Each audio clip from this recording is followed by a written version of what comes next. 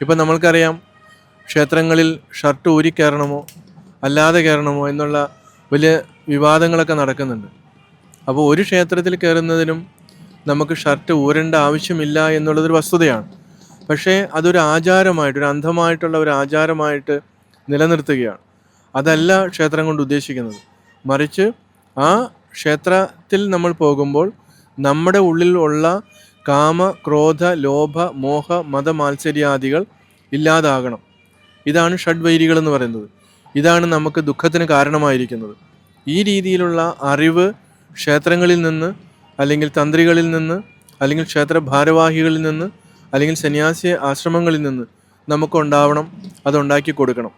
അത് പലപ്പോഴും സ്വാർത്ഥത ഉള്ളതുകൊണ്ട് അത് അവരുണ്ടാക്കി കൊടുക്കുന്നില്ല എന്നുള്ളതാണ് സത്യം. തീർച്ചയായിട്ടും ആ സ്വാർത്ഥത മാറുമ്പോൾ ഈ അറിവ് പ്രകാശിക്കും. നമ്മൾ വളർന്നു വരുന്ന തലമുറ അത് മനസ്സിലാക്കി മുന്നോട്ട് പോയാൽ അവർക്കും അവരുടെ ജീവിതം വളരെ ശാന്തവും അതുപോലെ തന്നെ സുഖകരവുമായിരിക്കുമെന്നുള്ളതാണ്